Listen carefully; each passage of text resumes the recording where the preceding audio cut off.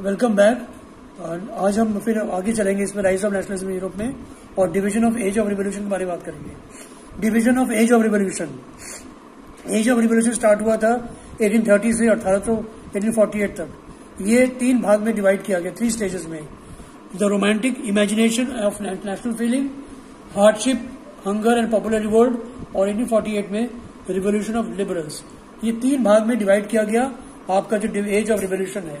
ये as of revolution 1830 से 1848 था और इसको 3 भाग में डिवाइड किया गया। पहला पार्ट है romantic imagination and national feeling, hunger, hardship and popular revolt, और थर्ड 1848 में रिवोल्यूशन ऑफ द लिबरल्स। तो पहला पॉइंट हम आते हैं romantic imagination and national feeling पे।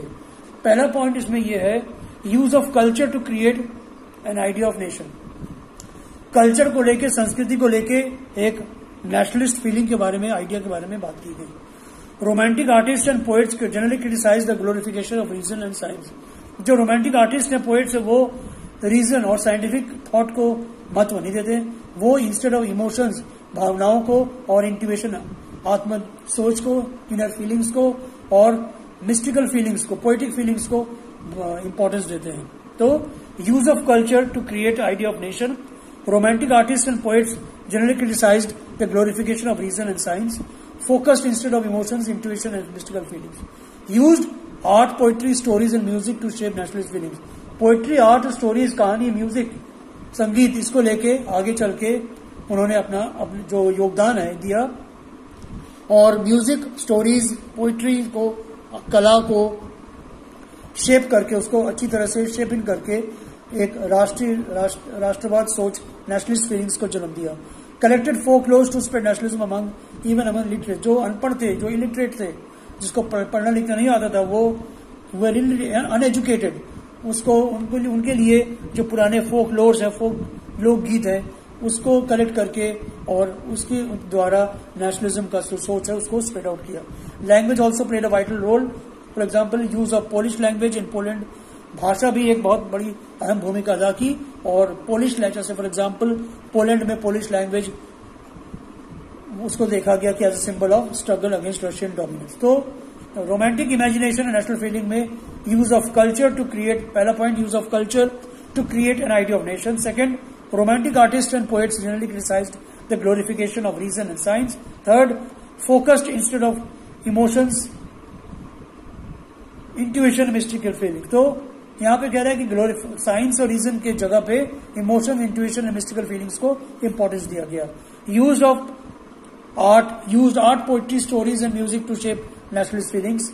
Collected folk lores to spread nationalism even among the illiterates और uneducated class. Language also played a vital role. For example use of Polish language in Poland which came to be known as the symbol of struggle against the Russian dominance. अब second point पे हम आते हैं hunger, hardship and revolt.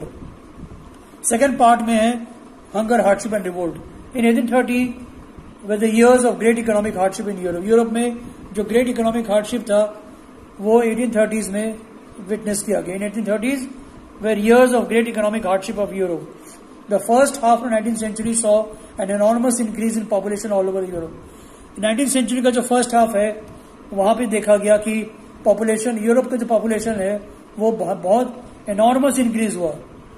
Large scale rural imagination, large scale rural migration into cities led to overcrowded cities. Rural area से लोग शहर में migrate कर गए और इससे क्या हुआ, शहर में ओवर क्राउडिंग हो गया और शहर में जो जॉब्स थे वो कम होते गए। हैंडमेड गुड्स और चीप मशीन गुड्स में भी जो कंपटीशन हुआ वो भी कारण था हार्डशिप और हंगर का।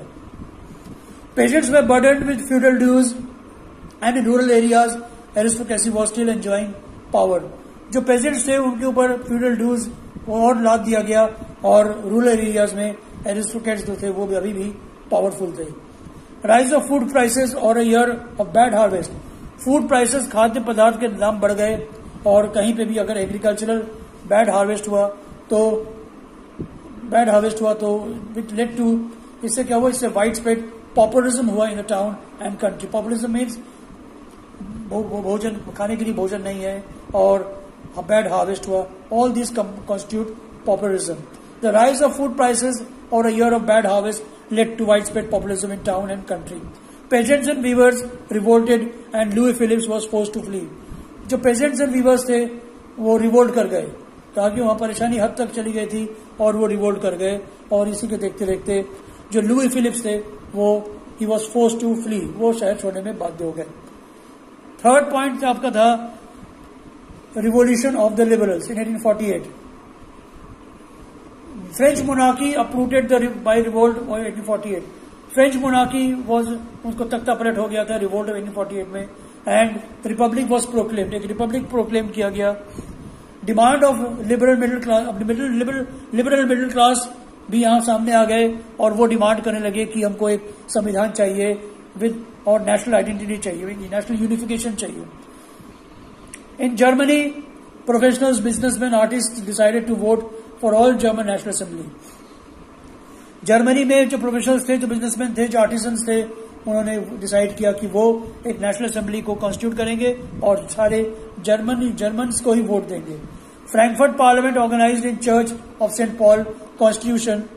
Frankfurt parliament church of Saint Paul में ऑर्गेनाइज किया गया और वहां पे ही कॉन्स्टिट्यूशन को ड्राफ्ट किया गया for a full fledged German nation. और इस जर्मन नेशन को जो हेड करेगा वो रहेगा एक मोनार्की, लेकिन उस मोनार्की का कंट्रोल जो है पार्लियामेंट के पास रहेगा. ऑफर द नेक्स्ट पॉइंट है offer the crown to Friedrich William fourth king of Prussia. जो क्राउन है मोनार्की का उसको ऑफर किया गया Friedrich William fourth king of Prussia को. इन्होंने तुरंत रिजेक्ट कर दिया और सारे मोनार्क्स को एक करके उन्होंने अपोज किया इस इलेक्टेड असेंबली को, क्योंकि उनको कहना था कि जब हमारे पास कोई पावर ही नहीं है, सारे पावर पार्लियामेंट के पास है, तो हमको क्राउन देने से फायदा क्या है. तो इसको आगे चलते हुए हम कहेंगे कि social base of parliament shifted to middle class dominance. धीरे धीरे जो पार्लियामेंट है वो मिडिल क्लास डोमिनेंस में शिफ्ट कर गया. Support of workers and artisans भी धीरे धीरे कम हो गए. पॉलिटिकल एसोसिएशन में महिलाएं जो इसमें जागरूक होने लगी और वो अपना पॉलिटिकल राइट्स के बारे में सोचने लगी और पॉलिटिकल एसोसिएशन फॉर्म कर दी उन्होंने. तो political association way formed by women for political rights. Conservative forces suppressed, लेकिन लिबरल्स का जो ये मूवमेंट था वो धीरे धीरे कंजर्वेटिव फोर्सेज आए और वो उनको सप्रेस कर दिया, उनको जो है स्टॉप कर दिया. Fearing future revolution monarchs introduce changes. जो कंजर्वेटिव फोर्सेज थे लेड बाय द मोनार्कीज, उन्होंने कहा कि आगे चल के भी हमको रिवोल्यूशन का सामना करना पड़ेगा, तो धीरे धीरे they introduce changes. Bonded labour को अबॉलिश किया गया, सर्वडम्स को अबॉलिश किया गया. ये एक नोटेबल चेंज है यहाँ पे जिसको कि अबॉलिश किया गया. अब हम आते हैं आगे कैसे जर्मनी बना. Making of Germany. In May 1948 the liberal attempt to set up constitutional monarchy at Frankfurt was suppressed by monarchy, military and Junkers. अब आगे आए देखते हैं हम कि जर्मन कैसे बना. इन 1848 1848 में एक अटेम्प्ट था by liberal forces to set up constitutional monarchy at Frankfurt. Constitution रहेगा लेकिन एक मोनार्की भी रहेगा साथ में, और इसके चलते वहां पे एक अटेम्प्ट किया गया लिबरल फोर्सेस द्वारा. लेकिन ये लिबरल फोर्सेस का अटेम्प्ट था, ये अटेम्प्ट जो है सप्रेस किया गया by monarchy, military and Junkers. Junkers कौन है? जंकर्स वे people who supported the monarchy and the military forces. ये जो जर्मन नेशनल असेंबली तो बनने पाया, तो after the failure of German national assembly, ज्यादा दिन तक नहीं चला जर्मन नेशनल असेंबली, तो after the failure of German national assembly Prussian chief minister Otto von Bismarck took the lead in German unification. जो आपके प्रूसियन चीफ मिनिस्टर थे, इसका नाम है ऑटो वॉन बिस्मार्क, उन्होंने जर्मन यूनिफिकेशन को लीड किया. तो after failure of German assembly Prussian chief minister Otto von Bismarck took the lead of German unification. 3 wars for 7 years were fought with Austria, Denmark, France, completed German unification. Prussian King Kaiser William I became the Emperor of United Germany. Currency, banking and judicial system were legalize. तो हम इसको summarise इस तरह से करते हैं कि making of Germany में क्या क्या हुआ. पहला पॉइंट, मई 1848 में लिबरल फोर्स ने अटेम्प्ट किया to set up constitutional monarchy at Frankfurt, लेकिन उनका ये अटेम्प्ट मोनार्की, मिलिट्री और जंकर्स ने मिलकर सप्रेस कर दिया, उसको अबॉलिश कर दिया. After the failures of after the failure of German national assembly, German national assembly का जो आगे न चल के जो फेलियर हो गया, तो उसके बाद में Prussian chief minister auto von Bismarck ने कहा कि मैं लीड करूंगा for the movement for German unification. 3 लड़ाइयां लड़ी गई, स्प्रेड ओवर 7 years, और उसके में Australia, Denmark and France completed German unification. तो 3 लड़ाइयां 7 साल के बाद ऑस्ट्रेलिया, डेनमार्क एंड फ्रांस ने जर्मन यूनिफिकेशन का जो प्रोसेस है उसको कंप्लीट किया। Prussian king Kaiser William second became the emperor of united Germany. Prussia का जो राजा थे कैसर विलियम फर्स्ट, ही became the emperor of united Germany. Currency, banking and judicial system was legalized. Currency, banking, judicial system को legalise कर दिया गया। ये रहा आपका यूनिफिकेशन ऑफ जर्मनी। अब हम आते हैं यूनिफिकेशन ऑफ इटली के बारे में। कैसे इटली जो है यूनिफाई हुआ। Italy was divided into 7 states. Italy जो है 7 राज्यों में बटा हुआ था, लेकिन उस 7 राज्यों में से एक ही राज्य ऐसा था, सार्डिनिया, पिएडमोंट, जहां पे कि कोई इटालियन डायनेस्टी रूल करती थी। बाकी सब जगह पे और लोग रूल करते थे। Ideas of Italian unification was first given by Giuseppe Mazzini through a secret society called Young Italy. Young Italy एक सीक्रेट सोसाइटी था जिसको कि गिउसेप्पे मैज़ानी ने फॉर्म किया था, और इसी सोसाइटी ने सबसे पहले ये आइडिया दिया था कि इटली को यूनिफाई किया जाए। After his failed revolutions in 1831 and 1848, the lead was taken by King of Sardinia, Victor Emmanuel II. Giuseppe Mazzini ने जो रिवॉल्यूशंस चलाया था 1831-1848 में, जब वो फेल हो गया तो उसी मूवमेंट को आगे लीड करने के लिए king of Sardinia Victor Emmanuel II सामने आए। Chief minister of Sardinia count Cavour led the unification of process by diplomatic alliance with France to defeat Austria and unify its own northern territories. Chief minister of Sardinia के जो मुख्यमंत्री थे count कर्वर, उन्होंने कहा कि अब यूनिफिकेशन प्रोसेस को हम डिप्लोमेटिक वे से इसको रिजॉल्व करेंगे, और इस चलते डिप्लोमेटिक अलायंस उन्होंने बनाया फ्रांस के साथ, और दोनों फ्रांस और मिलके सार्डिनिया मिलके ऑस्ट्रेलिया को हरा के जो नॉर्दर्न बाउंड्री एरियाज थे उसको उन्होंने एक इकट्ठा यूनिफाई किया। इन द सदर्न पार्ट में, दक्षिण भाग में गिउसेप्पे गैरिबाल्डी उन्होंने एक मूवमेंट चलाया by involving local peasant support to drive out the Spanish rulers. दक्षिण भाग में गिउसेप्पे गैरिबाल्डी थे, वहां पे उन्होंने मूवमेंट चलाया फॉर इन्वॉल्विंग लोकल पेजेंट्स। वहां पे लोकल पेजेंट सपोर्ट उन्होंने लिया, इससे सपोर्ट से उन्होंने स्पेनिश रूलर्स को भगाया। Thus, the process of unification was completed with the crown of Victor Emmanuel II as the King of Italy in 1861. तो ये प्रोसेस जो है कंप्लीट हुआ जब विक्टर इमैनुअल II राजा बने इटली के 1861 में, तो ये इटली का यूनिफिकेशन समाप्त हो गया। तो हम ये देखते हैं making of Germany, making of Italy, unification of making of Germany कैसे बना और इटली कैसे यूनिफाई हुआ। मतलब इटली बटे हुए थे 7 राज्यों में, सार्डिनिया, पिएडमोंट एक ऐसे राज्य only was one state, one which was ruled by Italian dynasty. Ideas of Italian unification was first given by Giuseppe Mazzini through its secret society called Young Italy. After his failed revolution 1831-1848, by जो Giuseppe Mazzini का जो failed revolution था, उसके बाद में king of Sardinia जो Victor Emmanuel II उन्होंने lead किया। फिर उसके बाद काउंट केवर जो चीफ मिनिस्टर सार्डिनिया को, उन्होंने कहा कि अब ऐसे नहीं, अब डिप्लोमेटिक वे से हम इसको यूनिफाई करेंगे इटली को। तो उन्होंने डिप्लोमेटिक अलायंस किया फ्रांस से, और दोनों मिलकर ऑस्ट्रेलिया को हराया और नॉर्दर्न टेरिटरीज को यूनिफाई किया। अब दक्षिण भाग में जिसमें गैरिबाल्डी थे, उन्होंने मूवमेंट को लीड किया, और उस मूवमेंट में लोकल पेजेंट सपोर्ट को भी शामिल किया गया, जिससे कि उसकी मदद से, पेजेंट्स की मदद से जो स्पेनिश रूलर्स थे उनको भगाया गया, ड्राइव आउट किया गया। Thus, the process of unification was completed by the crowning of Victor Emmanuel II as the King of Italy in 1861. तो इसी तरह से यूनिफिकेशन ऑफ इटली हुआ।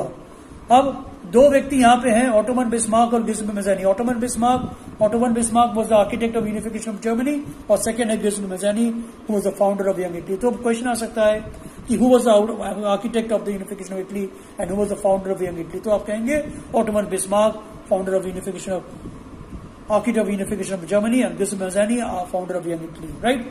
अब हम आगे चलते हैं, आगे चल के कहते हैं कि ब्रिटेन के बारे में बात करते हैं। ब्रिटेन के बारे में बात करने से पहले एक ही जान लेते हैं कि ना वहां पे यूनिफिकेशन हुआ ना वहां पे बना, बट एक अलग टाइप का केस वहां पे, एक स्ट्रेंज केस है।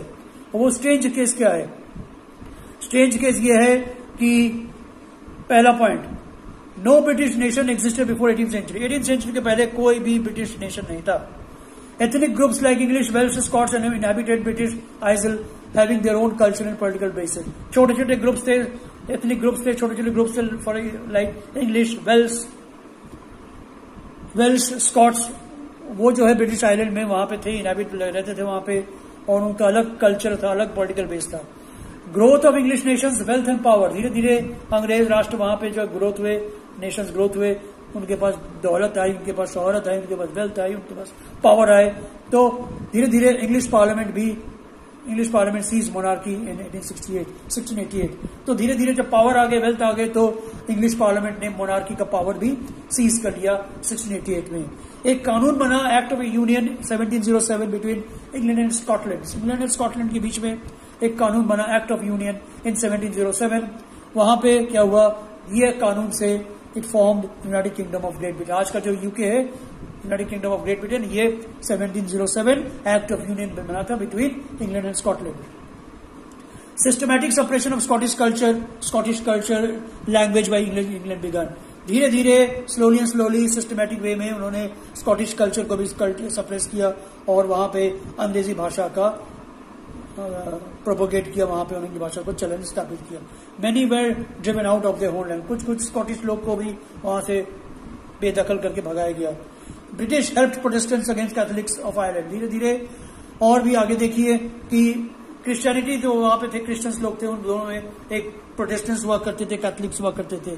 ब्रिटिश ने क्या किया, प्रोटेस्टेंट्स को कैथोलिक्स में लड़ाया, और ये जो फूट की राजनीति थी वो ब्रिटिश को बहुत आगे चल के मदद किया. British helped Protestants against Catholics of Ireland. Later Catholic revolt was suppress. लेकिन बाद में कुछ कैथोलिक्स ने रिवोल्ट किया और उस रिवोल्ट को भी सप्रेस कर दिया गया. In 1801 Ireland was also incorporated forcely into England in United Kingdom. 1801 में आयरलैंड को भी forcibly by force United Kingdom में शामिल किया गया, इनकॉर्पोरेट किया गया. तो ये आपका है स्ट्रेंज केस ऑफ ब्रिटेन. मतलब अलग अलग process of unification of Italy, strange case of Great Britain, making of Germany, ये अलग अलग क्वेश्चन आ सकते हैं आपके पास. राइट, मैं आपको दिया हूं, आप देख लीजिएगा, क्वेश्चन ऐसे दिया गया है. तो इसको समराइज हम करते हैं स्ट्रेंज केस ऑफ ब्रिटेन को. पहला पॉइंट है, no British nation existed before 18th century. Ethnic groups like English, Welsh, Scots inhabited British island having their own culture and political basis. Third point, growth of English nations, wealth and power. English Parliament seized monarchy in 1688. Act of Union 1707 between England and Scotland formed United Kingdom of Great Britain. इस तरह से United Kingdom of Great Britain बना. Systematic suppression of Scottish culture. धीरे धीरे Scottish culture को भी suppress किया गया, abolish किया गया. Language by English began. Many were drive out of the whole. धीरे धीरे और भी जो स्कॉटिश लोग थे उनको भगाया गया. British helped Protestants against Catholics of Ireland. Ireland के जो कैथोलिक्स थे उनको भी जो है उनको भी जो है मुकाबला करने के लिए प्रोत्साहित किया against the Protestants were asked to fight out the Catholics. Later Catholic revolt was suppressed. Catholic revolt को सप्रेस किया गया. 1801 में Ireland was incorporated forcely into United Kingdom. धीरे धीरे आयरलैंड को भी 1801 में यूनाइटेड किंगडम में शामिल किया गया. तो ये है आपका strange case of Britain. Right, अब नेक्स्ट वीडियो में हम लोग आएंगे और आगे पढ़ेंगे visualization. Thank you so much and have a nice day.